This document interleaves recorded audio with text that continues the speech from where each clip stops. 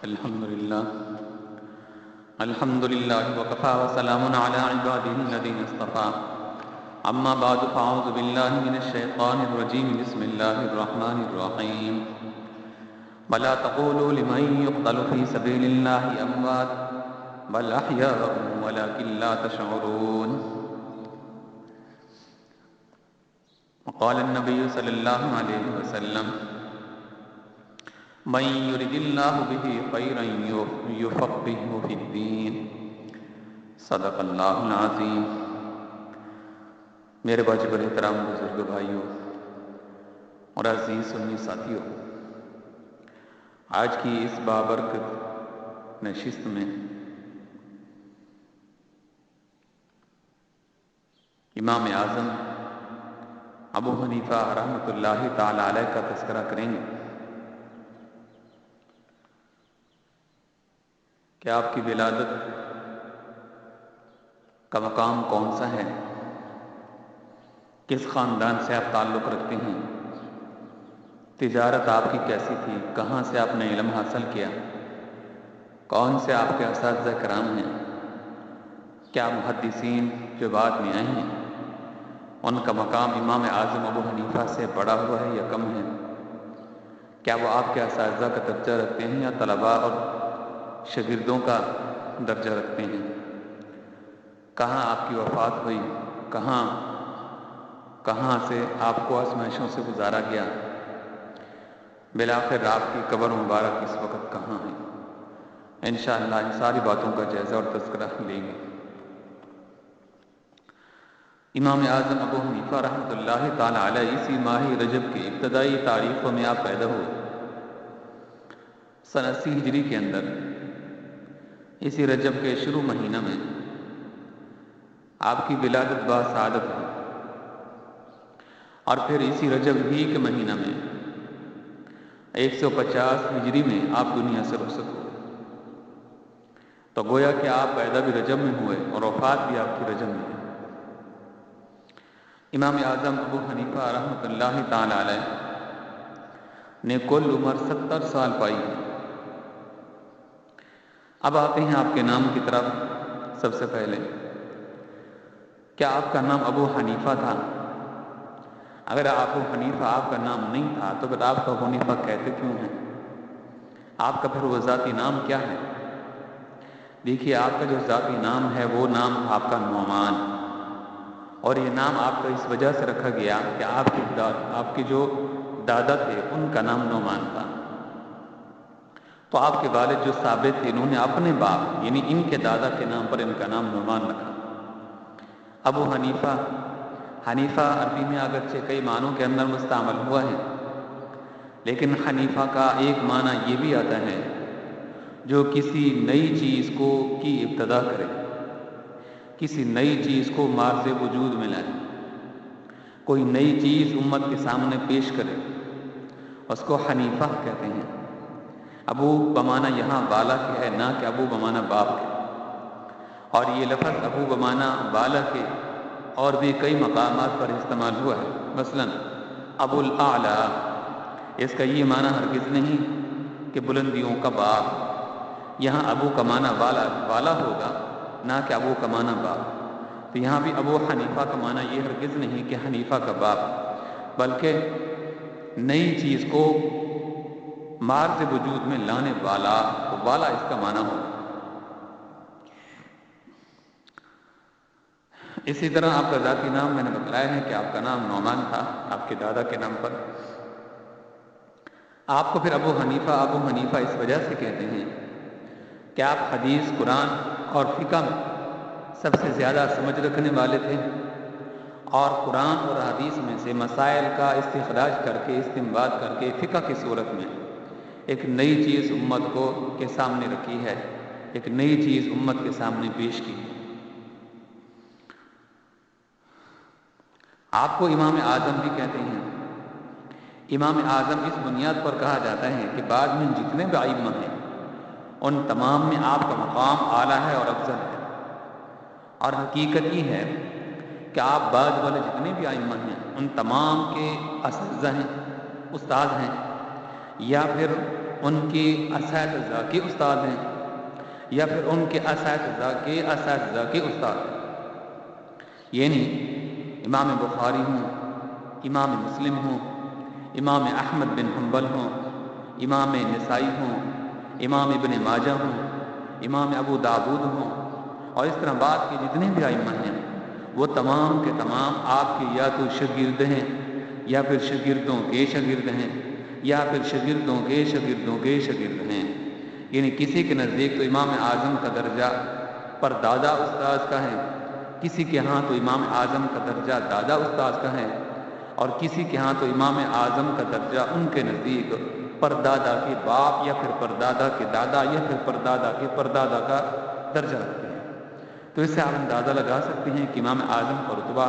اور مقام تمام فقہاء میں اور تمام محدثین میں کتنا بڑا ہوا ہے، جس کا آگے ذکر ہم چل کر کرتے ہیں تفصیل کے ساتھ. اب سب سے پہلے آتے ہیں ہم جو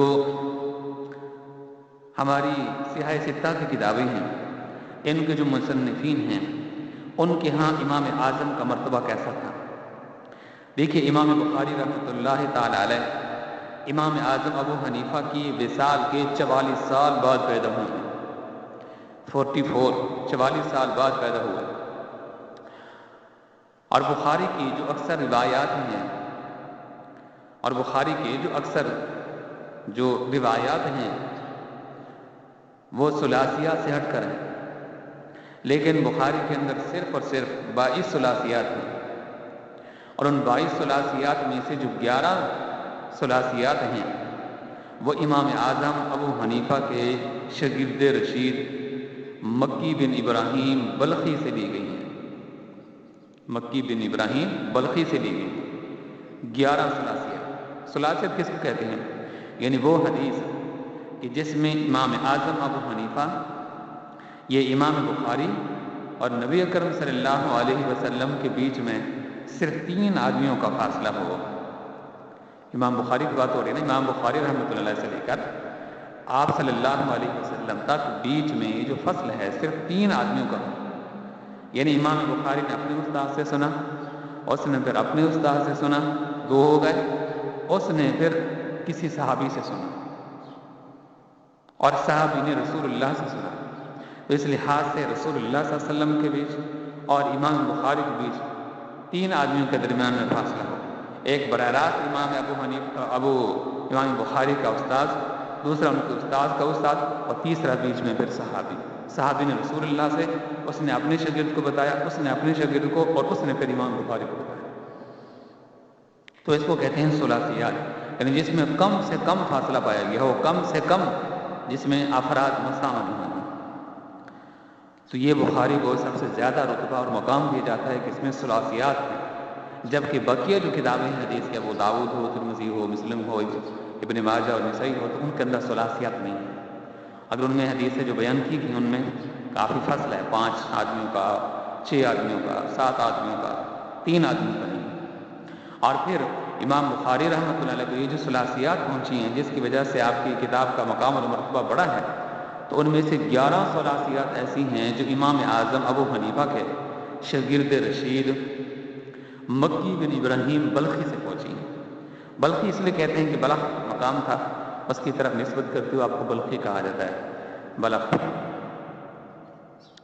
اسی طرح امام بخاری رحمۃ اللہ تعالیٰ کے جو اکثر اساتذہ کرام ہیں وہ امام اعظم ابو حنیفہ کے شاگرد ہیں، جس کا تذکرہ بھی ہم کرنے والے ہیں. دیکھیے مکی بن ابراہیم بلخی یہ امام بخاری کے استاد ہیں، امام اعظم ابو حنیفہ کے شاگرد ہیں. پھر ضحاک بن مخلد یہ بھی امام بخاری کے استاد ہیں، امام اعظم ابو حنیفہ کے شاگرد ہیں. ابو عبداللہ یہ بھی امام ابو حنیفہ کے شاگرد ہیں اور امام بخاری کے استاد ہیں. ابو عبد الرحمن المقری امام بخاری کے استاد ہیں، ابو حنیفہ کی شاگرد ہیں. عبداللہ بن موسیٰ الکوفی یہ بھی امام اعظم ابو حنیفہ کے شاگرد ہیں، امام بخاری کے استاد ہیں. فضل بن دکین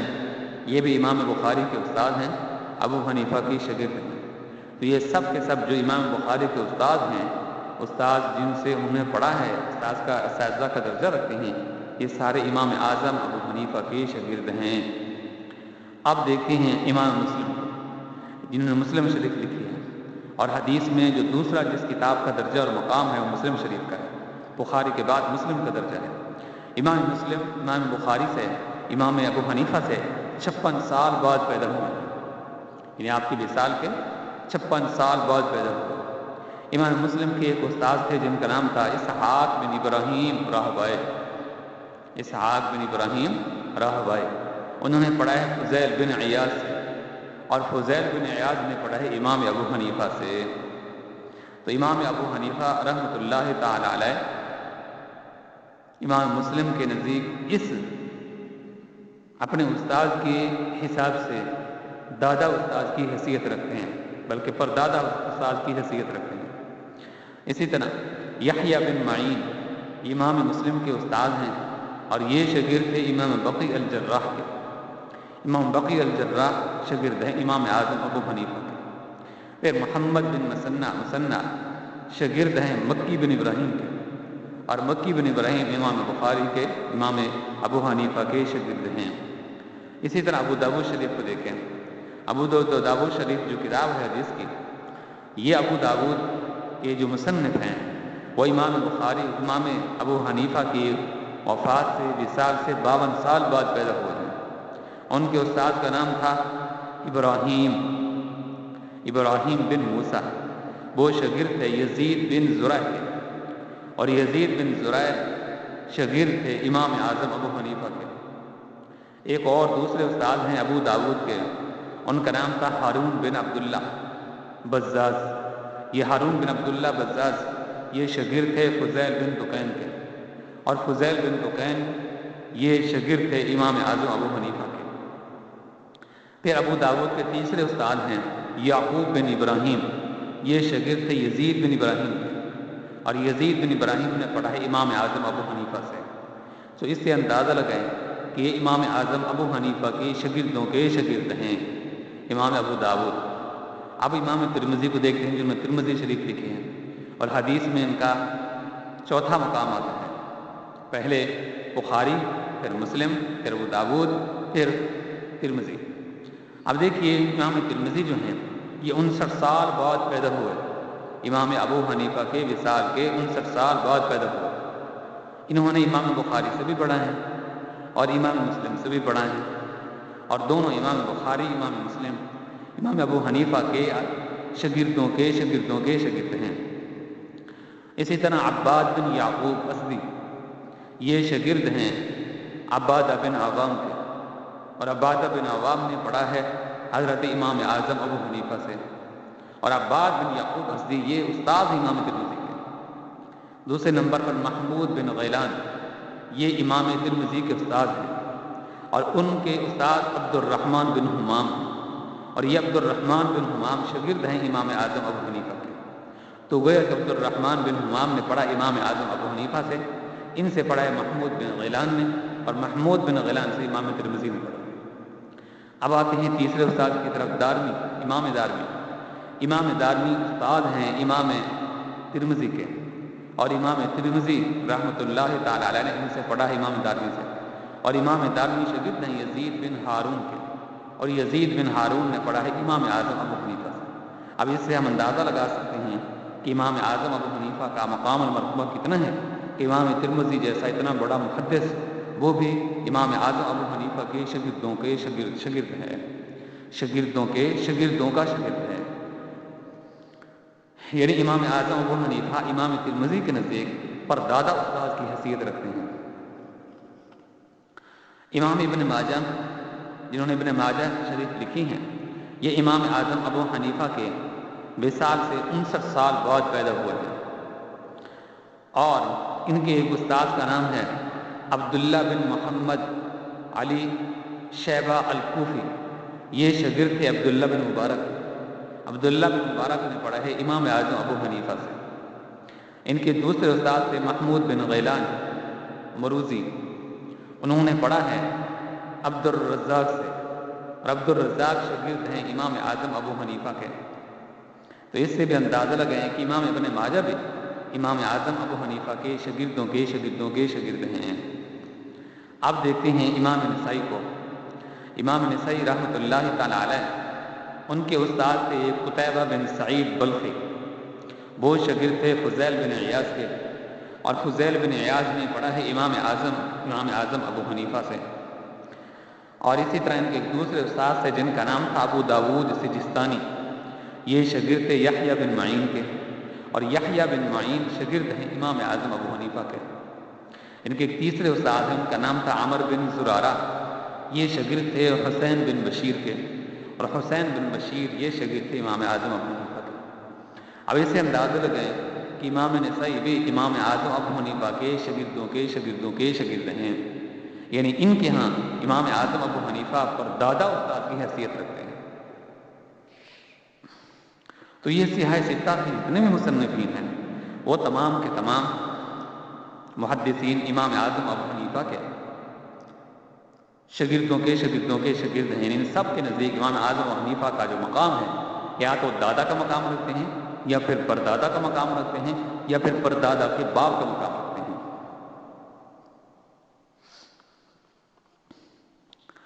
امام اعظم ابو حنیفہ رحمۃ اللہ تعالی علیہ کو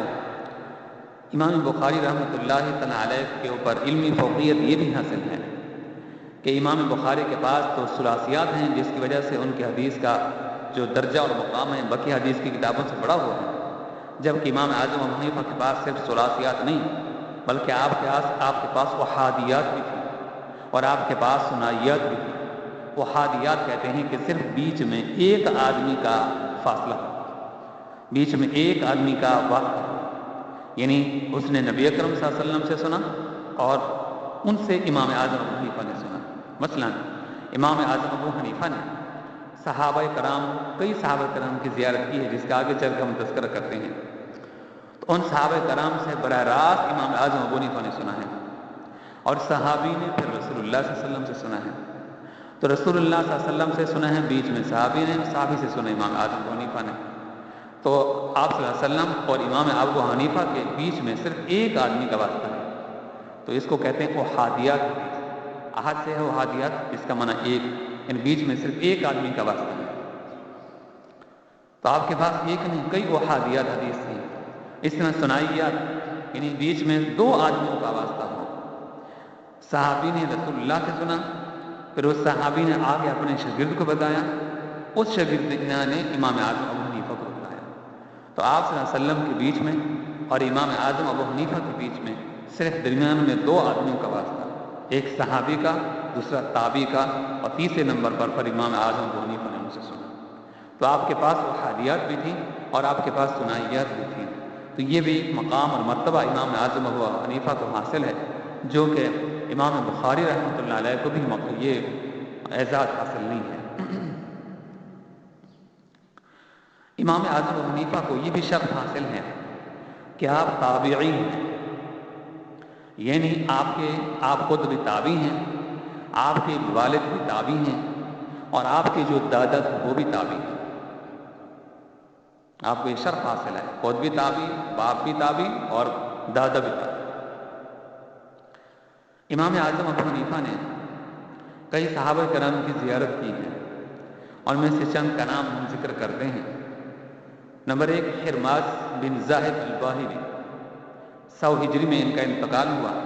امام اعظم ابو حنیفہ نے ان کو دیکھا ہے۔ ابو طفیل عامر بن باصلہ کوفی ثم مکی رضی اللہ تعالی عنہ، ان کو بھی امام اعظم ابو حنیفہ نے دیکھا ہے۔ 107 ہجری کے اندر ان کا انتقال ہوا ہے۔ عبداللہ بن قسل رضی اللہ تعالی عنہ 96 ہجری کے اندر یہ وفات پاتے ہیں۔ امام اعظم ابو حنیفہ نے ان کو دیکھا ہے۔ محمود بن دبی سن 99 ہجری کے اندر ان کی وفات ہے، ان کو بھی امام اعظم ابو حنیفہ نے دیکھا ہے۔ یوسف بن عبداللہ رضی اللہ تعالی عنہ سن 99 ہجری کے اندر ان کا بھی انتقال ہوتا ہے۔ امام اعظم ابو حنیفہ نے ان کو دیکھا ہے۔ ابو العباس بن سہل سعد رضی اللہ تعالی عنہ سن 97 ہجری کے اندر ان کی وفات ہوتی ہے، ان کو بھی امام اعظم ابو حنیفہ نے دیکھا ہے۔ محمود بن ربیع سن 96 ہجری کے اندر ان کی وفات ہے،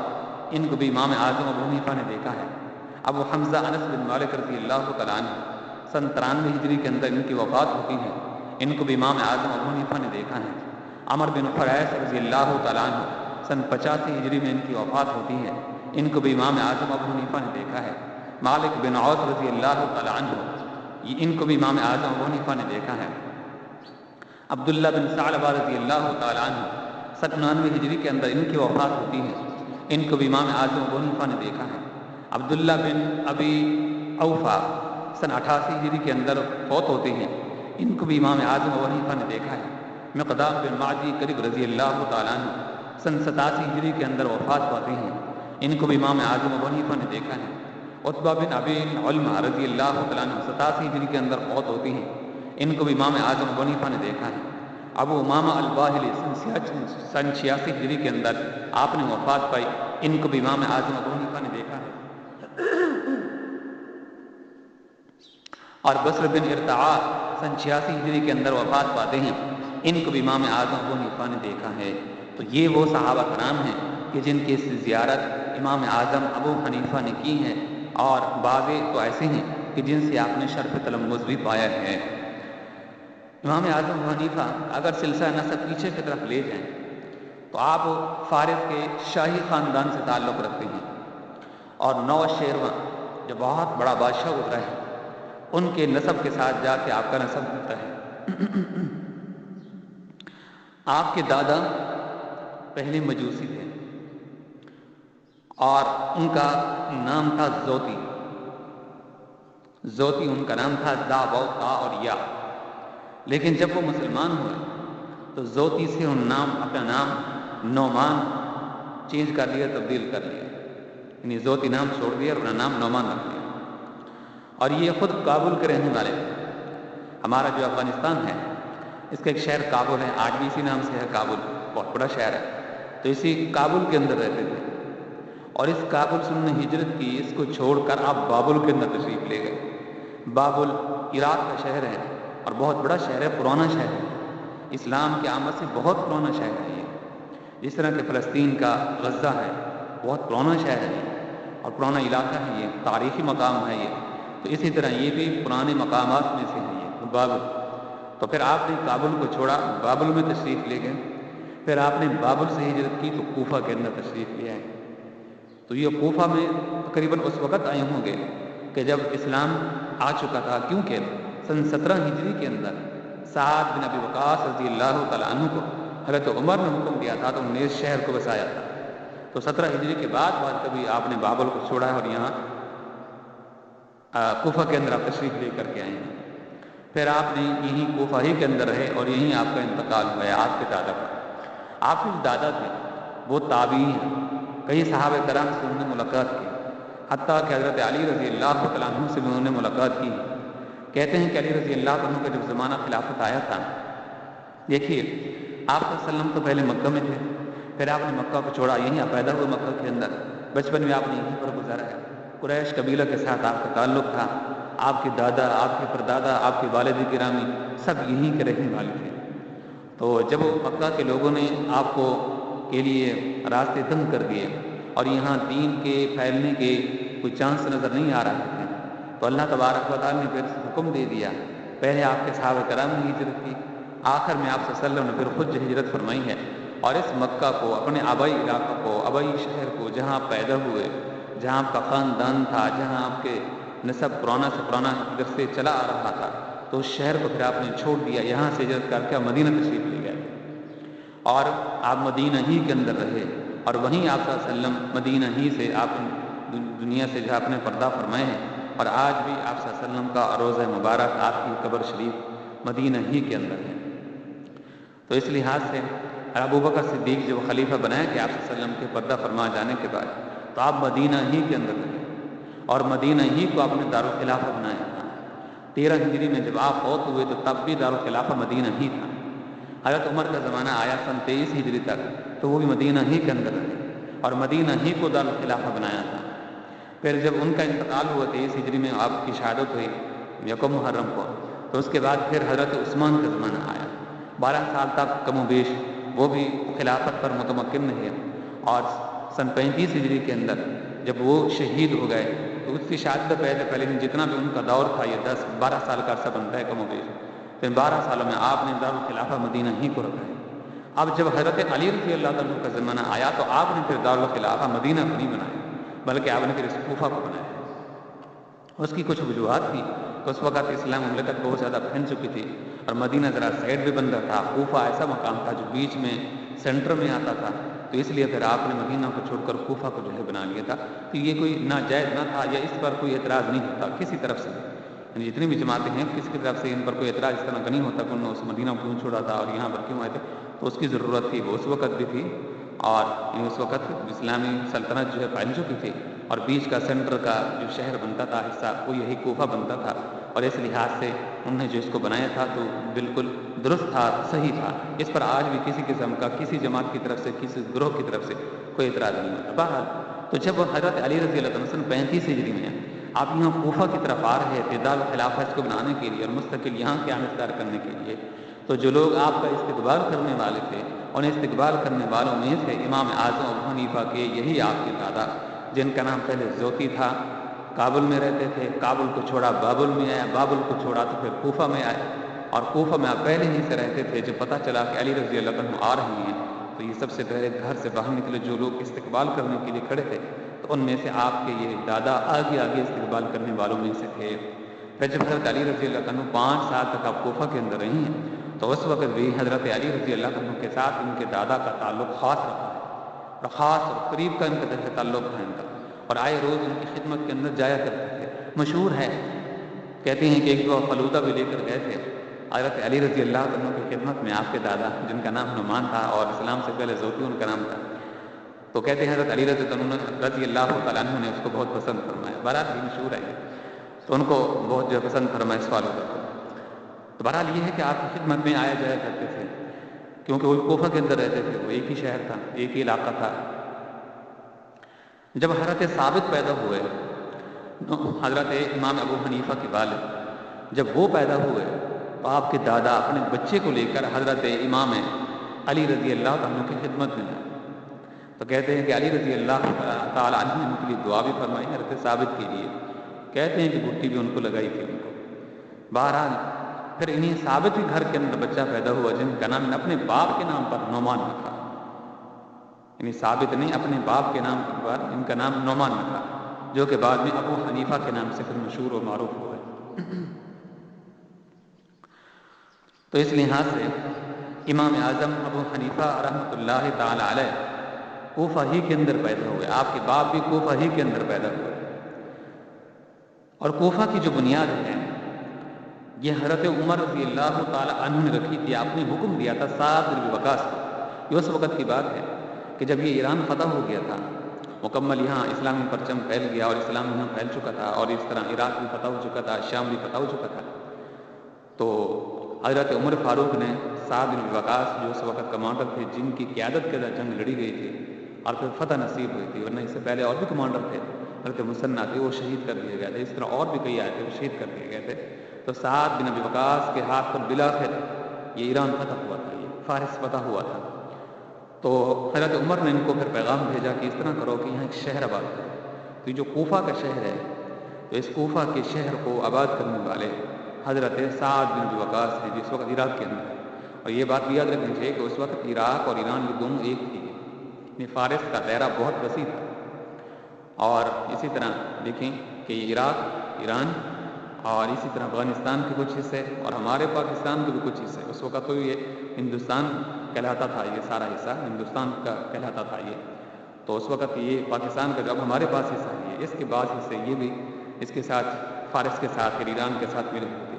تو اس وقت کا جو ایران تھا بہت وسیع تھا یہ بات کے اندر عراق علیحدہ ہوا، پھر ایران کا ٹکڑا علیحدہ ہو گیا، اور پھر ابھی 47 میں ہم پھر علیحدہ ہو گئے، پھر اسی کے ساتھ ہمارے پاس آ گیا، افغانستان ہم سے پہلے آزاد ہو گیا، یہ ٹکڑے جو ہوئے ہیں بعد میں ہوئے ہیں۔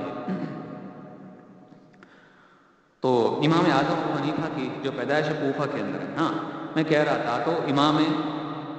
سعد بن ابی وقاص کو حضرت عمر نے حکم دیا تو انہوں نے پھر اس شہر کو جو بسایا تھا کوفہ، اور اس کا نام انہوں نے کوفہ رکھا تھا۔ تو کوفہ میں تعلیم کو عام کرنے کے لیے سن 17 ہجری میں حضرت عمر نے کچھ مبلغین کو مدینہ سے بھیجا تھا، اور میں حضرت سلمان، حضرت سعد بن ابی وقاص تھے، حضرت ابو موسیٰ اشعری تھے، حضرت عمار بن یاسر تھے، اور عبداللہ بن مسعود تھے۔ یہ جو عبداللہ بن مسعود ہیں ان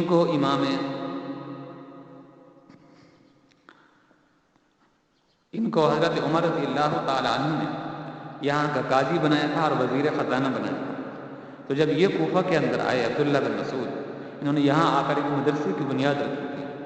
اور یہ مدرسہ بڑھتے بڑھتے ایک وقت ایسا بھی آیا ان کی زندگی میں کہ 4000 طلباء یہاں علم حاصل کرتے تھے۔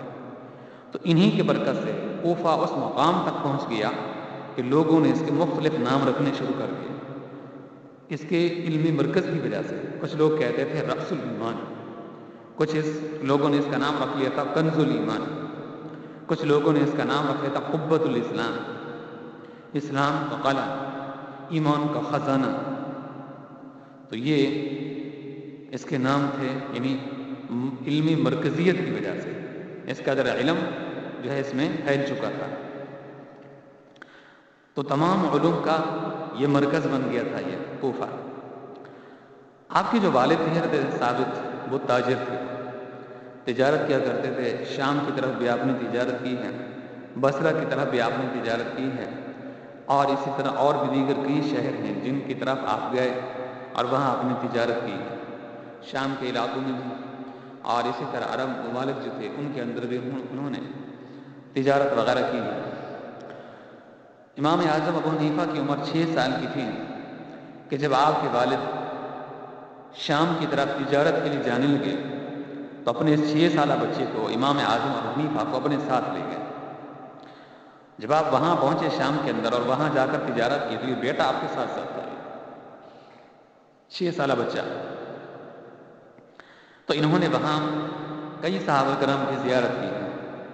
ابو امامہ باہلی رضی اللہ تعالیٰ عنہ کی زیارت کی، اور بسر بن الطعار رضی اللہ تعالیٰ عنہ کی آپ نے زیارت کی، واصلہ بن اسقا رضی اللہ تعالیٰ عنہ کی آپ نے زیارت کی، اور قریصہ بن صہیب رضی اللہ تعالیٰ عنہ کی آپ نے زیارت کی۔ تو یہ وہ صحابہ کرام ہیں کہ جن کو امام اعظم ابو حنیفہ نے پہلے ویلا میں سب سے پہلے دیکھا اور 6 سال کی عمر کے اندر دیکھا ہے۔ اس سے جب اگلا سال آیا امام اعظم ابو حنیفہ پھر اپنے باپ کے ساتھ بصرہ کی طرف گئے، اور اس سال میں آپ نے عبد بن عتبہ بن عبد السلم رضی اللہ تعالی عنہ ان کی ملاقات کی، المقدام بن معدی رضی اللہ تعالی عنہ ان کی آپ نے زیارت کی، اور عبداللہ بن ابی اوفا رضی اللہ تعالی عنہ کی بھی آپ نے زیارت کی۔ کب؟ جب آپ کی عمر 7 سال کی تھی یا 7.5 8 سال کے قریب کی تھی۔ پھر آپ کی عمر جب 9 سال کی تھی آپ کے باپ پھر جابیہ کی طرف جانے لگے۔ یاد رکھیں جابیہ مشہور مقام ہے، یہ جب کتابیں کھولتے ہیں تو جابہ کا مقام بڑا مشہور ہے، معروف ہے۔ جب عمر رضی اللہ عنہ اس بیت المقدس کو فتح کرنے کے لیے جا رہے تھے تو جابہ کا مقام بیچ کے اندر پڑتا تھا، اور اس زمانہ کے اندر یہ مشہور و معروف تھا، جیسے ہمارے ہاں کراچی، اسلام آباد، لاہور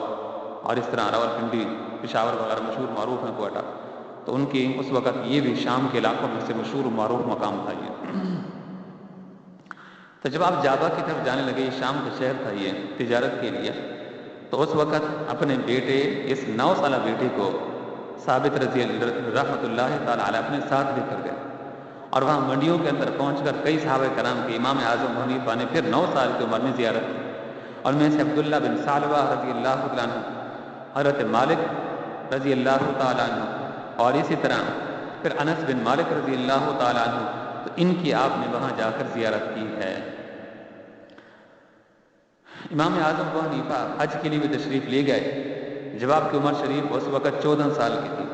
تو وہاں عطا بن ابی رباح رضی اللہ تعالیٰ عنہ سے آپ کی ملاقات ہوئی۔ مدینہ میں کہتے ہیں ان کا مدرسہ بھی تھا، اور وہاں سے بھی کچھ نہ کچھ آپ نے تعلیم حاصل کی تھی۔ حضرت عمر بن خریس رضی اللہ تعالیٰ عنہ یہ کوفی ہیں، کوفہ کے اندر رہتے تھے، یہ صحابی رسول تھے یہ۔ ان کی ایک بہت بڑی حویلی تھی، بڑا پلاٹ تھا ان کا کوفہ کے اندر۔ تو امام اعظم ابو حنیفہ کے جو والد تھے انہوں نے اس پلاٹ کو خرید لیا، اور خرید کر اس کو 4 حصوں میں ڈیوائڈ کر دیا، تقسیم کر دیا۔ ایک حصہ گھر کے لیے، فیملی کے لیے مختص کر دیا، اس میں کمرے بنائے، مکانات بنوائے، اور وہ رہائش کے لیے مختص کر لیا۔ جبکہ اس پلاٹ کا جو دوسرا حصہ تھا اس کو فیکٹری کے لیے مختص کر لیا، کہ وہاں صرف مشینیں ہوتی تھیں، اس کو لکڑ کی مشینیں ہوتی تھیں جو کپڑا وغیرہ بنتی تھیں، اور ہمارے اس قریب زمانے کے اندر بھی کچھ نہ کچھ جو ہے وہ مشینیں وغیرہ آج بھی ہیں جو لکڑی وغیرہ کی بنی ہوتی تھیں۔ ہمارے جو بزرگ ہیں وہ تو اچھی طریقے سے ان کو جانتے ہیں، یہ لوہے کی مشینیں اور بڑی بڑی یہ کارخانے تو بعد کے اندر وجود کے اندر آئے ہیں یہ. تو اس طرح وہاں اس کو فیکٹری کے لیے اس کو جو ہے خاص کر لیا جہاں وہ لکڑی کی مشینیں پڑی رہتی تھیں اور ان سے دھاگا وغیرہ بنا جاتا تھا اور کپڑا تیار کیا جاتا تھا. اور تیسرا حصہ اس پلاٹ کا اس حویلی کا آپ نے مختص کر لیا گودام کے لیے کہ جو کچھ ادھر سامان تیار ہوتا وہاں اس کو اسٹاک کر دیا جاتا، جمع کر دیا جاتا اور پھر وہاں سے تھوڑا بہت نکال کر جہاں پہ بھیجنا مقصود ہوتا تھا منڈیوں میں تو ان کو بھیجا جاتا تھا. چوتھا جو حصہ تھا اس حویلی کا وہ اپنی دکان کے لیے خاص کر لیا کہ کوفہ سے اور ارد گرد کے لوگ نواح سے لوگ آتے تھے اور آ کر وہاں سے کپڑا خریدتے تھے اور بعض لوگ آتے تھے جو یہاں اسٹاک کی صورت میں یہاں سے مال جو خرید کر لے جاتے اور چھوٹی موٹی دکانوں کے اوپر ان کو سپلائی وغیرہ کرتے تھے. تو اپنے حویلی کو 4 حصوں میں تقسیم کیا. ایک گھر کے لیے مختص کر لیا، دوسرا گودام کے لیے مختص کر لیا، تیسرا اس کو فیکٹری کے لیے مختص کر لیا اور چوتھے حصے کو دکان کے لیے مختص کر لیا. تو کہتے ہیں کہ اس وقت کوفہ کے اندر سب سے بڑی جو فیکٹری تھی یا دکان تھی یا کاروبار تھا وہ حضرت ثابت کا تھا رحمۃ اللہ تعالی علیہ، جو امام اعظم ابو حنیفہ کے والد گرامی ہیں. امام اعظم ابو حنیفہ رحمۃ اللہ تعالی علیہ نے بھی اپنے والد گرامی کی زندگی ہی کے اندر تجارت کی جو اصول تھے، تجارت کی جو طریقہ کار تھا وہ رحم میں اپنے باپ سے حاصل کر لی تھی. اب جب آپ کی عمر 20 سال کی ہوئی تو 20 سال کے بعد آپ نے پھر تسلسل کے ساتھ علم حاصل کیا، ورنہ اس سے پہلے آپ اسوار میں جاتے تو کچھ نہ کچھ پڑھ لیتے، مدینہ میں گئے تو وہاں سے کچھ نہ کچھ پڑھ لیا، کوفہ میں آئے تو تجارت بھی کرتے رہے، اسوار بھی ہوتے رہے، تھوڑا بہت علم بھی آپ پڑھتے رہے. لیکن جب 20 سال کی آپ کی عمر ہوئی تو امام شیبی رحمۃ اللہ علیہ سے آپ کی ملاقات ہوئی. امام شیبی نے جب آپ کی ذہانت کو دیکھا اور آپ کی نظر و فکر کو دیکھا، آپ کی صلاحیت کو دیکھا تو وہ پہچان گئے کہ بچہ واقعی قابل لگتا ہے، اگر یہ علم پڑھ لے تو آنے والے وقت میں لوگ امت اس سے بہت استفادہ حاصل کر سکتی ہے. تو انہیں آپ کو مشورہ دیا کہ بیٹا تم پڑھو اور تم مستقل علم حاصل کرو.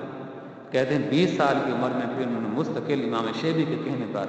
آپ نے علم حاصل کرنا شروع کیا. اور کہاں آپ نے پڑھا؟ وہی عبداللہ بن مسعود کا مدرسہ جو کوفہ کے اندر بنایا گیا تھا سن 17 ہجری کے اندر. اس میں پھر عمار بن یاسر بھی آئے تھے اس وقت اور اسی طرح حضرت سعد رضی اللہ عنہ تو پہلے سے وہاں پر موجود تھے تو وہ بھی حضرات وہاں موجود تھے. اور اسی طرح حضرت ابو موسیٰ اشعری رضی اللہ تعالیٰ عنہ وہ بھی وہاں سے بھیجے گئے تھے عمر رضی اللہ عنہ کے کہنے پر. تو یہ سب حضرات آئے تھے اس مدرسے کی یہاں بنیاد رکھی. مدرسہ بڑھتا اب اس مقام تک پہنچ چکا تھا کہ جب امام اعظم 20 سال کی عمر میں ان کے پاس گئے، سن 100 ہجری کا واقعہ بنتا ہے یہ، تو اس وقت وہ مدرسہ کئی بلندیوں تک پہنچ چکا تھا. اور آپ نے پھر مستقل وہاں آپ نے داخلہ لیا اور وہاں عبداللہ بن مسعود کے مدرسہ میں کوفہ میں آپ نے پڑھنا شروع کیا حضرت امام شیبی کے کہنے پر، ان کی ترغیب پر. عبداللہ بن مسعود رضی اللہ عنہ کی درسگاہ سے پھر آپ نے علم حاصل کیا. اس وقت جو استاد تھے ان کا نام تھا حماد، حضرت حماد. ان سے آپ نے جو ہے تعلیم حاصل کرنی جو ہے شروع کی. اب آپ دیکھیے سن 17 ہجری سے لے کر سن 32 ہجری تک ایک اس کے استاد رہے ہیں اور پھر اس کے بعد 62 ہجری سے لے کر اور 96 ہجری تک ابراہیم نخعی اس کے استاد رہے ہیں. پھر ابو اسماعیل حماد 96 ہجری سے لے کر 120 ہجری تک وہ اس کے جو ہے استاد یعنی محترم رہے ہیں. پھر اس کے بعد امام اعظم حنیفہ کو پھر اسی مدرسے کا آپ کو انچارج بنا دیا گیا، پرنسپل بنا دیا گیا، محترم بنا دیا گیا. تو اس بنیاد پر امام اعظم حنیفہ بھی جب تعلیم حاصل کر چکے تو آپ سب سے پہلے علم الکلام کی طرف آپ متوجہ ہوئے تھے. علم الکلام علم مناظرہ کی طرف. تو جب کچھ مناظرے بھی آپ نے کیے تو فوراً آپ وہاں گئے کہ مناظروں سے کچھ حاصل نہیں ہوتا کہ مد مقابل کے سامنے جب آدمی دلائل رکھتا ہے ان کے ساتھ بات چیت کرتا ہے، اگر وہ شکست بھی کھا جائے تو ایسا نہیں ہے کہ پھر وہ اس مناظر کی بات کو مان لے. جب کوئی نتیجہ نہیں نکلتا آپ میں چل کر تو اس کا فائدہ کوئی نہیں ہے. تو آپ جلدی سے وہاں گئے کہ اس علم کا کوئی فائدہ نہیں ہے، علم کلام کا، مناظرے کا، تو مجھے کسی اور طرف متوجہ ہونا چاہیے کہ جس سے میں اپنی خدمات ساتھ انجام دے کر آنے والی نسلوں کو فائدہ پہنچا سکوں. تو اس لحاظ سے پھر آپ نے فقہ کو سیکھنا شروع کیا، اصول فقہ کو. تو پھر اس کے اندر پھر آپ نے کمال بھی حاصل کیا اور آج تک امت اس سے سیراب ہو رہی ہے. آپ کے جو اساتذہ ہیں کہتے ہیں کہ ان کے 4000 آپ کے حدیث کے اساتذہ کی تعداد ہے۔ امام اعظم حنیفہ نے 4000 اساتذہ کرام سے حدیث کا اپنے سبق پڑھا ہے، جس میں عامر شیبی رحمۃ اللہ علیہ بھی ہیں، اور اسی طرح اکرمہ مکی رحمۃ اللہ علیہ بھی ہیں، عطا بن ابی رباح مکی بھی ہیں، اور عمر بن عبداللہ ثعلبہ بھی ہیں، ثعلبہ رضی اللہ عنہ بھی ہیں، امام اعمش بھی ہیں، اور اسی طرح شعبۃ الحجام بھی ہیں۔ تو اس بنیاد پر یہ آپ کے استاد ہیں جن سے آپ نے پڑھا ہے۔ جب آپ نے ان سے پڑھ لیا اور فقہ کے اصول کو بھی آپ جان گئے اور مکمل تفصیل آپ نے جو ان سے پڑھ لی، تو پھر حماد کا انتقال جب ہوا 120 ہجری کے اندر، تب محتم بنے تھے اسماعیل بن حماد، لیکن کچھ دنوں کے بعد وہ بھی ہٹا دیے گئے۔ تو سن 121 ہجری کے اندر پھر آپ نے درس مسند کے اوپر آپ تشریف فرما ہوئے، اور پھر اس مدرسے کو آپ نے آگے جو ہے بڑھایا۔ کہتے ہیں کہ صرف 13 سال میں آپ نے مدرسے کو عروج تک پہنچا دیا تھا۔ جب آپ محتم بنے تھے تو اس وقت آپ کی عمر 41 سال کو پہنچ چکی تھی۔ 150 ہجری کے اندر آپ دنیا سے رخصت ہوئے ہیں۔ تو اس سے پہلے چونکہ آپ کو نظام مل چکا تھا، محتم تو اگرچہ نہیں بنے تھے، آپ کو نظام مل چکا تھا، تو صرف 13 سال میں آپ نے مدرسے کو عروج تک جو ہے پہنچا دیا تھا۔ کہتے ہیں کہ اس وقت مکہ سے، مدینہ سے، بصرہ سے، موصل سے، دمشق سے، جزیرہ سے، رملہ سے، یمن، یمامہ، بحرین، اصفہان، بخارا، سمرقند، ترمذ، ہرات وغیرہ سے طلبہ آپ کے پاس پڑھنے کے لیے آیا کرتے تھے۔ یہ اس وقت کے بڑے بڑے علاقوں شہروں کا نام ہے یہ۔ تو وہاں سے طلبہ جو ہے پڑھنے کے لیے آپ کے پاس کوفہ کے اندر جو آیا کرتے تھے، اور اس وقت آپ کی عمر 41 سال کی جو ہو چکی تھی۔ صرف 13 سال کے اندر آپ نے مدرسے کو عروج تک پہنچائے ہیں۔ تو کتنے بڑے بڑے شہر ہیں جہاں سے آپ کے پاس علم حاصل کرنے کے لیے طلبہ آیا کرتے تھے۔ مکہ، مدینہ، بصرہ، موصل، دمشق، جزیرہ اور رملہ، یمن، یمامہ، بحرین، اصفہان، بخارا، سمرقند، ترمذ، ہرات، یہ وہ شہر ہیں جہاں سے آپ کے پاس طلبہ پڑھنے کے لیے آیا کرتے تھے۔ پھر اس طرح 6 لاکھ مسائل کہتے ہیں کہ آپ نے قرآن حدیث سے نکالے ہیں۔ بعضوں نے 12,80,000 کا بھی قول نقل کیے ہیں۔ بہرحال 12,80,000 یا پھر 6 لاکھ جو تعداد بتائے گی، اتنے مسائل آپ نے نکالے ہیں قرآن سے اور حدیث سے، امت کے سامنے آپ نے جو ہے پیش فرمائے ہیں۔ آپ کی جو سخاوت تھی، اس سخاوت کی حالت یہ تھی کہ ایک حصہ آپ تجارت کا آپ نے مختص کر دیا تھا، وقف کر دیا تھا اللہ کے راستے کے لیے۔ جو اسے آمد آتی تھی آپ وہ سب کا سب وقف کر دیتے تھے، اور غرباء اور مساکین کے اندر آپ ان کو تقسیم کر دیتے تھے۔ اور اسی طرح جب آپ گھر سے باہر نکلتے اور مدرسہ کی طرف جا رہے ہوتے تھے، راستے کے اندر جو بھی غریب اور مسکین آپ کو مل جاتا، خالی ہاتھ نہیں لوٹتا تھا۔ بعض دفعہ تو آپ اپنے ہاتھوں کے اندر پوٹلیاں لے کے درہم اور دنانیر کی جب چلتے تھے،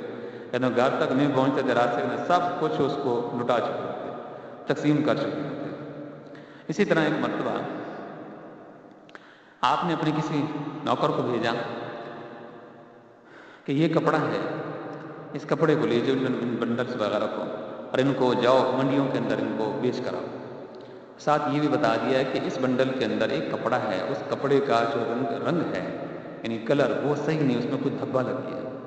اور جب تم اس کو بیچنے کے لیے جاؤ تو جا کر ان کو بتا دینا، کہہ دینا کہ اس بنڈل کے اندر فلاں کپڑا ہے،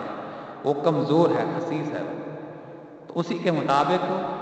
پیسے لینا اور اس کے اندر جو خامی ہے وہ بتا کر اس کو بیچنا۔ لیکن جب وہ نوکر گیا تو وہ بھول گیا، اس نے وہ کپڑا بغیر بتائے جا کر بیچ دیا، اور وہاں سے واپس آ کے 30,000 درہم تھے جو اس وقت کل ٹوٹل وہ مال بکا تھا۔ امام اعظم حنیفہ کے پاس آ کر کہا کہ بیچا ہے ہمیں۔ آپ نے فرمایا کہ وہ جو میں نے تم کو بتایا تھا کہ فلاں کپڑا جو تھا وہ کمزور تھا، اس میں دھبا آ گیا تھا، تو وہ بھی تو نے اس تاجر کو بتایا تھا کہ یہ فلاں کپڑا کمزور ہے اس میں۔ اس نے کہا حضرت مجھے تو بات بھول گئی،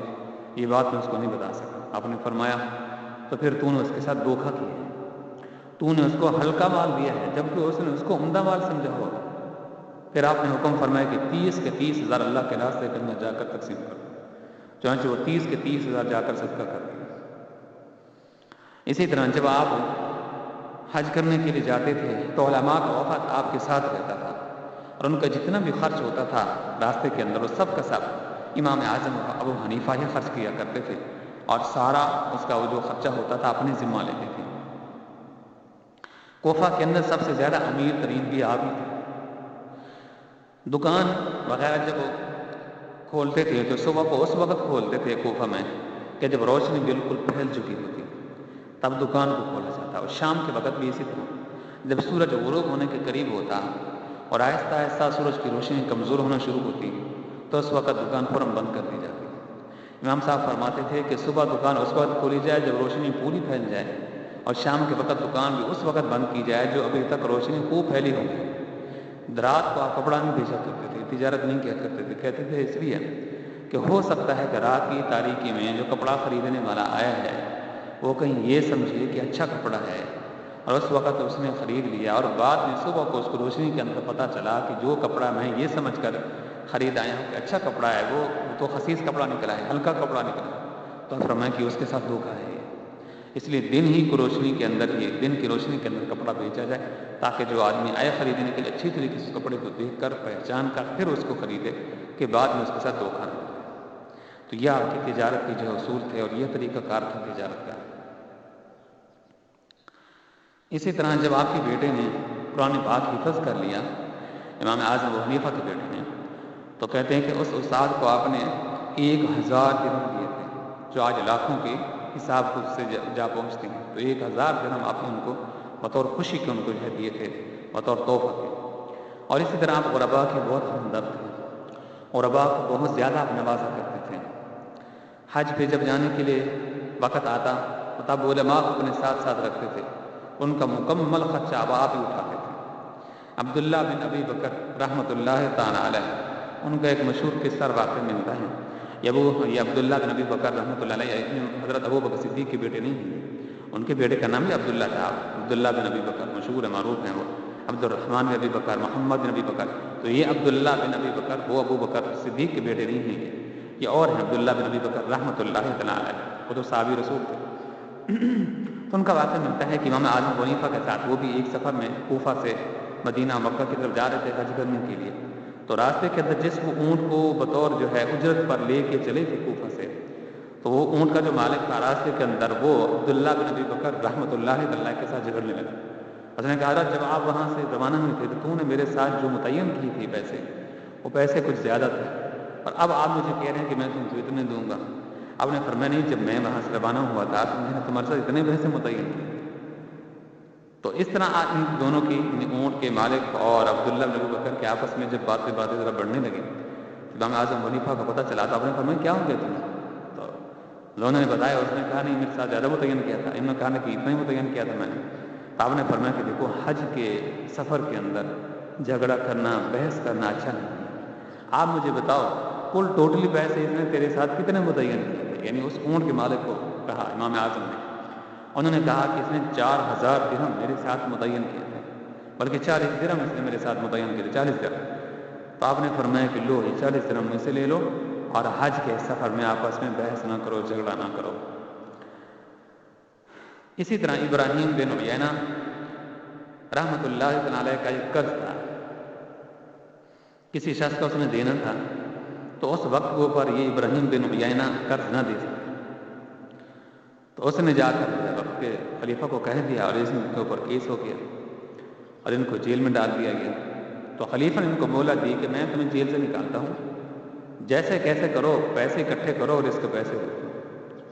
تو وہ پھر لوگوں سے پھر مدد مانگنے لگا، کوفہ کے لوگوں سے، کوفہ میں رہتا تھا، تو اس نے جا کر پھر وہ لوگوں سے کچھ نہ کچھ چندہ اکٹھا کیا، اور چندہ اکٹھے کرتے کرتے امام اعظم ابو حنیفہ کے پاس اور کہا کہ اتنے پیسے میں جمع کر چکا ہوں، لہٰذا مجھے اتنے پیسے کوئی مزید کی مجھے ضرورت ہے، آپ مجھے دے دیجیے، میری ہیلپ کر دیجیے، میری مدد کر دیجیے،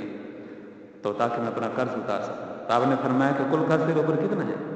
اس نے کہا کل قرض میرے اوپر 4000 درہم ہے۔ امام صاحب نے فرمایا جتنا لوگوں سے نے چندہ اکٹھا کیا نا تھوڑا بہت، یہ جا کر ان کو واپس کر، تو بھاگتا ہو گیا، سب کو جا کر واپس کر دیا۔ آپ کے پاس آیا تو آپ نے 4000 درہم اس وقت ان کو دے دیے اور فرمایا کہ جو اپنا قرض اتار دو۔ اسی طرح آپ کے اگر تلمذہ کو دیکھتے ہیں تو امام ظفر رحمۃ اللہ علیہ آپ کے شاگرد ہیں، عبداللہ بن مبارک وہ بھی آپ کے شاگرد ہیں، اور اسی طرح قاضی ابو یوسف کوفی وہ بھی آپ کے شاگرد ہیں، اور اسی طرح یحییٰ بن زکریا آپ کے شاگرد ہیں، حفص بن غیاث آپ کے شاگرد ہیں، عافیہ بن یزید یہ بھی آپ کے شاگرد ہیں، یحییٰ بن سعید قطان آپ کے شاگرد ہیں، داؤد طائی رحمۃ اللہ علیہ یہ آپ کے شاگرد ہیں، اور قاسم رحمۃ اللہ تعالیٰ علیہ یہ بھی آپ کے شاگرد ہیں۔ یہ جو قاسم تھے یہ حضرت عبداللہ بن مسعود جو صحابی رسول ہیں جنہوں نے کوفہ کے مدرسے کی بنیاد رکھی تھی، یہ ان کے پڑپوتے ہیں۔ یہ قاسم عبداللہ بن مسعود صحابی رسول کے پڑپوتے ہیں، اور یہ امام اعظم ابو حنیفہ کے شاگرد ہیں یہ قاسم۔ اور اس طرح مکی بن ابراہیم بخاری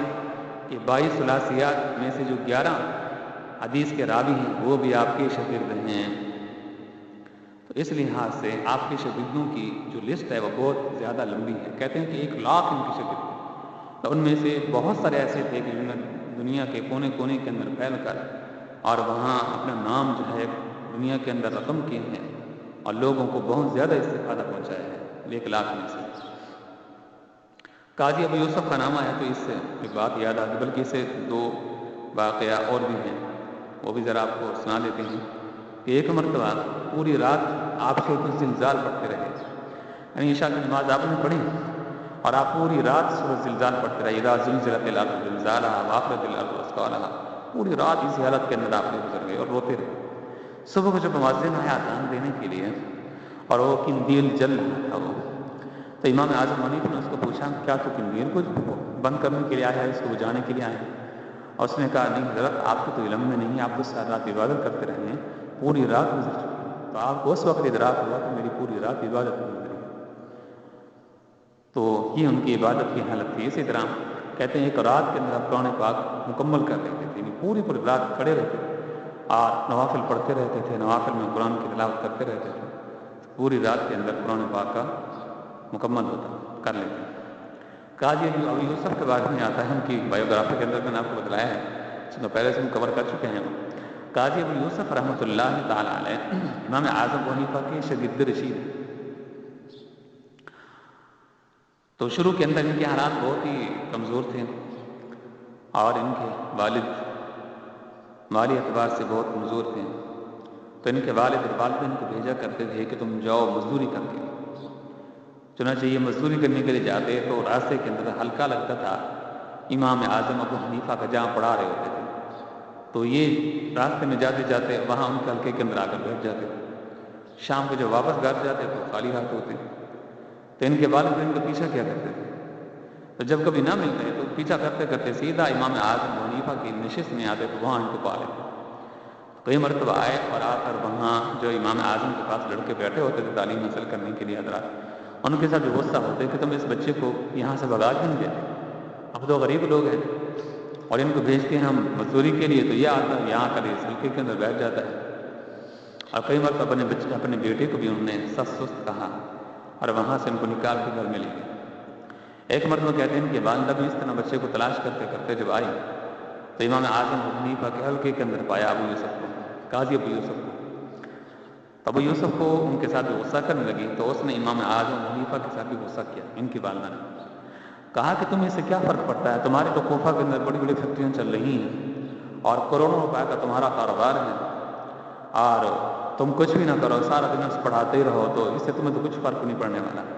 ہم تو غریب لوگ ہیں، یہ بچہ آتا ہے تمہارے پاس آ کر بیٹھا رہتا ہے یہ صبح سے لے کر شام تک، اور جبکہ میرے گھر کے اندر ساری بچیاں ہی ہیں، میرا خان ضعیف ہے، کمزور ہے، وہ کام کاج کرنے کے قابل نہیں ہے، تو یہ بچہ ہمارے لیے سہارا ہے، یہ تو ہم اس کو کمائی کے لیے بھیجتے ہیں اور یہ آتا ہے تمہاری خدمت میں بیٹھا رہتا ہے، تم اس کو کیوں نہیں بھگا دیتے؟ تو اس نے امام اعظم ابو حنیفہ کے ساتھ کافی غصہ کیا، اور امام صاحب چونکہ تحمل اور برداشت کے پہاڑ تھے، آپ نے اس کا کوئی ایسا جواب نہیں دیا کہ جو یعنی ایسا آپ نے ان کو ایسا کوئی جواب نہیں دیا کہ جس طرح کی اس نے آپ کے ساتھ غصہ کیا تھا، یعنی غصہ کر کے آپ نے کوئی جواب نہیں دیا۔ تو جب وہ اپنے بچے کو لے کے جانے لگے تو آپ نے فرمایا کہ تمہیں تو اس علم کی قدر نہیں ہے، یہ علم جو میں ان لوگوں کو سکھا رہا ہوں اس علم کی اتنی قدر ہے کہ اگر یہ تمہارا بیٹا اس علم کو سیکھ لے تو وقت کے بادشاہ تیرے اس بیٹے کو اس علم کی وجہ سے اپنے ہاتھوں سے فلودہ کھلائیں۔ یہ آپ نے اپنے تجربہ کی بنیاد پر کہا، اور اب یوسف کی ذہنی صلاحیت کو بھی آپ سمجھ چکے تھے کیونکہ استاد کے بعد جب بچہ پڑھنے کے لیے آتا ہے تو ہر ایک بچے کی نفسیات کو جانتا ہوتا ہے کہ یہ بچہ، اس کے عادات کیسی ہیں، اس کی صفات کیسی ہیں، اس کا اٹھنا بیٹھنا کیسا ہے، اس بچے کی صلاحیت کیسی ہے، دماغی صلاحیت کیسی ہے، یہ پڑھنے کے لائق ہے یا نہیں ہے، سبق کتنی دیر کے اندر یاد کر لیتا ہے یہ، اور اس کے دماغی صلاحیت اس کی کیسی ہے، اس کے عادات صفات اس کی کیسی ہیں، تو ہر ایک کو استاد اچھی طریقے سے جانتا ہوتا ہے۔ اگرچہ طالب تو یوں سمجھتے ہیں کہ ہم بڑے چلاک ہیں، چترے ہیں، ہمیں پتہ نہیں ہے، استاد کو ہمارے عادات صفات کا پتہ نہیں ہے، تو بعض بار چلاکی بھی کر جاتے ہیں، لیکن استاد کو ہر ایک چیز کا پتہ ہوتا ہے، ہر ایک بچے کے اس کی عادات صفات کا پتہ ہوتا ہے، ذہنی صلاحیت کا پتہ ہوتا ہے۔ تو چونکہ امام اعظم ابو حنیفہ کے پاس جب یوسف آ کر بیٹھتے تھے، وہ فوراً سمجھ گئے کہ بچہ بڑا چلاک ہے، سمجھدار ہے، اگر یہ پڑھ جائے اور آنے والے وقت میں قاضی لگ جائے، کسی بڑے عہدے کے اوپر آ جائے، تو اس کی کیا، اس کی کمال ہوگا، اس کی وقت ہوگی اور اس کی عزت اور احترام ہوگا۔ تو اس بنیاد پر آپ نے فرمایا کہ اس بچے کو تم نکال کے یہاں لے جاتی ہو یہاں سے، اگر تمہارا بچہ اس علم کو حاصل کر لے تو وقت کے بادشاہ اپنے ہاتھوں سے ان کو فلودہ کھلائیں، ان کو کھانا کھلائیں۔ اور ہوا بھی اسی طرح کہ جب ابو یوسف رحمۃ اللہ تعالی علیہ نے علم حاصل کر لیا، چلا آگے اس کو ذرا بتا دیں، تو امام اعظم ابو حنیفہ رحمۃ اللہ تعالیٰ نے اس کی والدہ سے کہا کہ دیکھو تمہارے گھر کا کتنا خرچہ ہوتا ہے، اس نے بتایا تو آپ نے فرمایا 4000 درہم میں تمہیں اپنی طرف سے دیتا رہوں اور اس بچے کو تم میرے پاس پڑھنے کے لیے چھوڑ دو۔ چنانچہ 4000 درہم ان کے گھر کا خرچہ، ابو یوسف کے گھر کا خرچہ اب دیا کرتے تھے، اور ابو یوسف رحمۃ اللہ علیہ کو آپ نے پڑھایا، اور اس نے جب تعلیم حاصل کر لی، پڑھ لیا، بہت بڑا فقیہ بن گیا، تو پھر مہدی کے زمانے کے اندر آپ بغداد میں چلے گئے، اور وہاں بغداد ہی کے اندر اس نے آپ کو قاضی سلیکٹ کر دیا تھا بغداد کے شمالی جانب، شمالی جانب کے جو علاقے تھے ان کا آپ کو قاضی بنا دیا مہدی نے۔ جب مہدی کا انتقال ہو گیا اور ہادی کا زمانہ آیا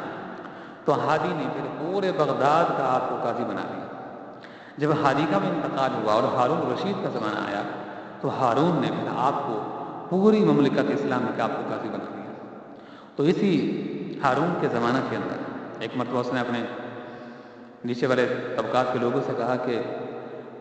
میرا دل کرتا ہے کہ آج فلودہ کھانا چاہیے، تو اس نے فلودہ بنوایا، اور بنوا کر جب وہ آئے تو امام ابو یوسف رحمۃ اللہ علیہ کو دینے کی بجائے اس نے آ کر ہارون کو سب سے پہلے وہ فلودہ پیش کیا۔ جس طرح ہمارے پاس بھی کچھ مہمان آئے ہوتے ہیں تو ان میں سے جو زیادہ معزز ہوتے ہیں، عورتیں بھی ہوں مرد بھی ہوں، تو ان میں سے جو بزرگ ہوتا ہے، کوئی بھی چیز ہو، چائے دینی ہو، کھانا دینا ہو، تو پانی دینا ہو، تو سب سے پہلے اسی کو جا کر دیا جاتا ہے جو ان میں سب سے زیادہ معزز ہوتا ہے۔ اور پھر جو معزز ہوتا ہے اگر اس کے اندر کچھ قدر ہے تو وہ پھر اگرچہ ان سے نیچے والے طبقات کے لوگ ہوتے ہیں تو وہ بھی پھر سب سے پہلے نہیں لینا پسند کرتا، بلکہ اپنے سامنے سے چیز اٹھا کر کسی اور کو پیش کر دیتا ہے، ساتھ والے کو پیش کر دیتا ہے، اگر کوئی بزرگ بیٹھا ہے تو اس کو پہلے جو ہے پیش کر دیتا ہے۔ تو یہ مہمان کے طریقہ کار میں سے ایک جو ہے طریقہ ہے یہ۔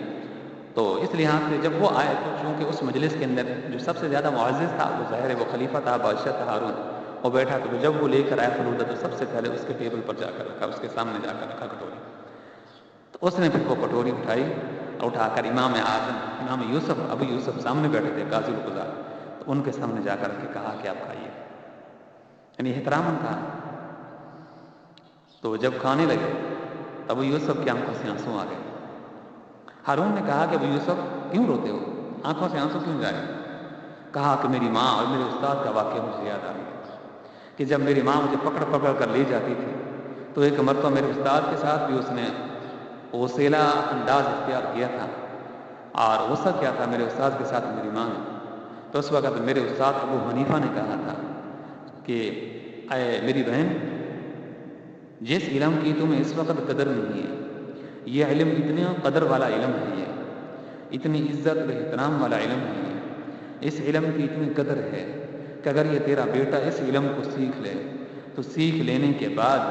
تیرے بیٹے کی وہ قدر ہوگی، منزلت ہوگی کہ وقت کے بادشاہ بھی تیرے بیٹے کو اپنے ہاتھوں سے فلودہ کھلائیں۔ تو کہا کہ بادشاہ سلامت، یعنی ہارون سے کہا کہ آج آپ نے اپنے ہاتھوں سے مجھے فلودہ کھلایا ہے، میرے استاد کی بات سچی ہو گئی۔ تو ابو یوسف رحمۃ اللہ علیہ بھی امام اعظم ابو حنیفہ کی یہ شاگرد رہیں گے، جو بعد میں پھر وہ قاضی بنے تھے ہارون کے زمانے میں پوری مملکت اسلامی کے۔ اسی طرح ذرا آگے بڑھتے ہیں، وہ کبھی کافی ہو رہا ہے، بس ختم کرتے ہیں۔ دیکھیے 140 ہجری میں امام اعظم حنیفہ نے یہ شرط لگا دی تھی کہ میرے مدرسے کے اندر وہ طلباء آئیں گے جو ماہر قرآن میں احادیث میں، ان کو داخلہ دیا جائے گا۔ اس بنیاد پر تھا کہ آپ اب فقہ کا کام شروع کرنے والے تھے کہ مسائل کا استخراج استنباط کیا جائے قرآن اور حدیث سے۔ چنانچہ جو بھی آپ کے مدرسے میں آتا تو جو قرآن اور حدیث کا ماہر ہوتا تو وہ آ کر داخلہ لیتا، اس کو داخلہ دیا جاتا تھا، اور پھر وہ بیٹھ کر امام اعظم حنیفہ کے ساتھ قرآن اور حدیث سے مسائل کا استخراج استنباط کیا کرتے تھے۔ دیکھیے، جب وہ قرآن اور حدیث سے مسائل کا استنباط کیا جاتا، مسائل کی ضرورت پڑتی تو سب سے پہلے قرآن کی طرف متوجہ ہوتے کہ اس مسئلے کا جواز قرآن میں دیکھیں، اس مسئلے کا حل قرآن میں دیکھیں ہے کہ نہیں۔ قرآن سے مل جاتا تو فبیہا، اگر قرآن سے نہ ملتا تو پھر امام اعظم ابو حنیفہ کہتے اب تم حدیث کی طرف متوجہ ہو، پھر حدیث کی طرف متوجہ ہوتے ہیں اور حدیث سے مسائل کا استخراج کرتے ہیں۔ اگر حدیث سے بھی کوئی روشنی بظاہر نظر نہ آتی تو پھر قیاس سے کام لیا جاتا ہے۔ قیاس کا مطلب یہ ہے کہ قرآن اور حدیث کے اندر کچھ ایسی جو ہے مثلاً کچھ ایسی چیزیں ملتی ہیں کہ جن کو ایک چیز کے اوپر دوسری چیز کے اوپر جو ہے قیاس کیا گیا ہے، ایک چیز کو دوسری چیز کے اوپر جو ہے قیاس کیا گیا ہے، تو پھر جو ہے قیاس کا کام لیا جاتا ہے۔ 90% ایسے مسائل ہیں جو یعنی فقہ کے اندر جو صرف اور صرف قرآن سے لیے گئے ہیں۔ ہاں 10% ایسے ہیں کہ جو قیاس سے کام لیا گیا ہے۔ اب وہ بھی ایسے ہیں کہ جو اصولیات کا درجہ نہیں رکھتے بلکہ فروعات کا درجہ رکھتے ہیں، فروعات کا مقام رکھتے ہیں، تو وہ قیاسی ہیں 10%، باقی 90% قرآن اور حدیث سے مسائل نکالے گئے ہیں۔ لیکن ہیں وہ بھی قرآن اور حدیث کی بھی تشریحات کی روشنی کے اندر۔ اسی طرح آپ دیکھیں کہ یزید بن عمر جو کوفہ کا گورنر تھا، اس نے امام اعظم ابو حنیفہ کو جیل میں ڈال دیا۔ وہ جیل میں اس نے اس وجہ سے ڈالا تھا کہ وہ آپ کو مجبور کرتا تھا کہ آپ قاضی القضات کا جو عہدہ ہے اس کو قبول کریں۔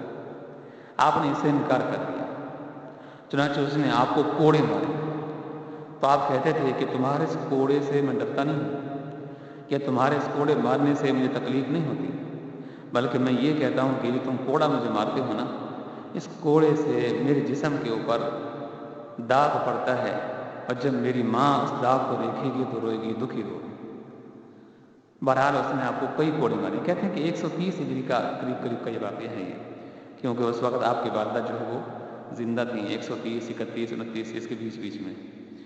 بعد میں پھر وہ وفات پا گئی۔ تو جب اپنی ماں کا نام لیتے تھے نا، اس سے ذرا مورخین نے پکڑا اس بات کو کہ یہ پر 129 30 31 کے قریب کا وقت کی بات ہے۔ بہرحال اسی طرح پھر آپ نے اس واقعہ کے بعد کوفہ فقر آپ نے چھوڑ دیا اور آپ نے مدینہ منورہ کے اندر واپس چلے گئے، اور یہاں کئی عرصہ تک آپ مدینہ ہی کے اندر ہیں۔ پھر حضرت زید رحمۃ اللہ تعالیٰ نے جب خروج کیا تھا، یہ زید جو ہیں یہ زین العابدین کے صاحبزادے ہیں، اور زین العابدین حضرت حسین کے صاحبزادے ہیں، اور حضرت حسین رضی اللہ عنہ حضرت علی حضرت فاطمہ کے صاحبزادے ہیں۔ حضرت علی ابو طالب کے صاحبزادے ہیں، آپ صلی اللہ علیہ وسلم کے چچا زاد نہیں ہیں، اور حضرت فاطمہ آپ صلی اللہ علیہ وسلم کی بیٹی ہیں۔ تو اس لحاظ سے یہ سادات میں سے ہیں، زید رضی رحمۃ اللہ تعالیٰ علیہ، جو کہ زین العابدین کے صاحبزادے تھے۔ انہوں نے خروج کیا تھا کوفہ کی طرف، تو ان کے اس خروج میں یعنی انہوں نے ایک طرح کا تحریک چلائی تھی، تو اس تحریک کے جواز کے لیے امام اعظم ابو حنیفہ نے فتویٰ دیا تھا، حتیٰ کہ امام مالک نے بھی اس پر فتویٰ دیا تھا کہ بالکل یہ تحریک چلا رہی ہیں، بالکل صحیح ہے۔ جیسے اب ہمارے زمانے کے اندر لانگ مارچ ہوتا ہے کہ کوئٹہ سے اور لاہور سے اور ادھر ادھر سے لوگ اکٹھے ہوئے، اور ایک آدمی کی قیادت کے اندر پھر وہ جو ہے لے کر تحریک چلا کے اور لانگ مارچ نکال کر پھر وہ جہاں حکومت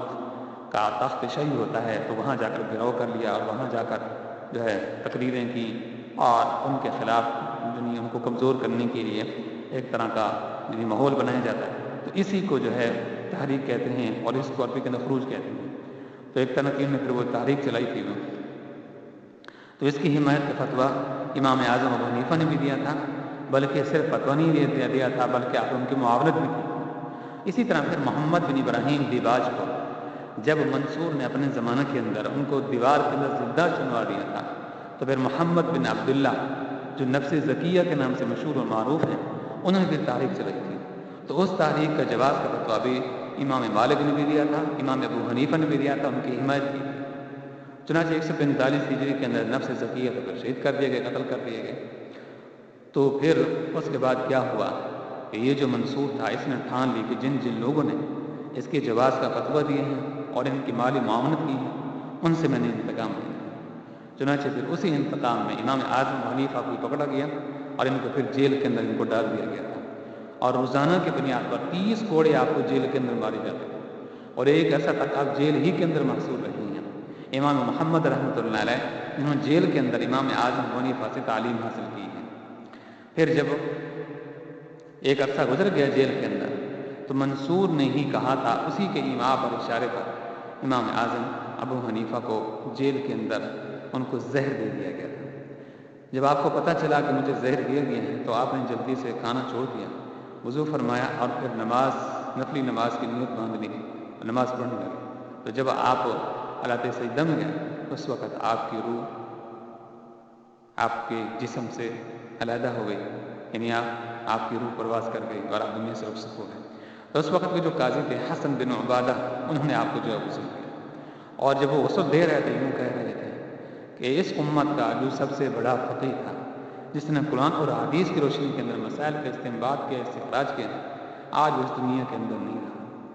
امام اعظم حنیفہ کے کہتے ہیں 6 جنازے ہوئے تھے، ان میں سے جو پہلا جنازہ تھا اس کے اندر 50,000 لوگوں نے شرکت کی، اور خیر الزان جو قبرستان ہے عراق کے بغداد کے قریب، بغداد کا قبرستان ہے اور یہ بغداد عراق کے اندر ہے، خیر الزان بغداد کے اندر جو قبرستان ہے مشہور معروف، اس کے اندر آپ کی دفین ہوئی نماز عصر کے بعد اور نماز مغرب سے پہلے۔ تو اسی پر حسن بن عمارہ نے آپ کی جو ہے نماز جنازہ پڑھائی تھی اور غسل بھی انہوں نے دیا تھا، اور خیر الزان کے اندر پھر آپ کی تدفین ہوئی، اور آج کی بھی آپ کی جو قبر مبارک کے بعد میں پھر مزار بھی بن کے رہے تھے، تو وہاں کچھ عمارت بھی ہیں، اور آج بھی ان کی قبر مبارک جو ہے بغداد کے اندر ہے، اور بغداد عراق کا شہر ہے۔ خیر الزان بغداد کا جو مشہور معروف بڑا قبرستان ہے وہاں کی قبر مبارک ہے۔ تو اللہ تبارک و تعالی ہمارے ان اکابرین کی ان کی علمی خدمات کو قبول فرمائیں اور ہمیں ان کے نقش قدم پر چلنے کی توفیق عطا فرمائیں، اور اللہ تبارک و تعالی ہمیں ان کی محنتوں سے زیادہ سے زیادہ استفادہ حاصل کرنے کی توفیق عطا فرمائیں۔ وآخر دعوانا الحمدللہ رب العالمین۔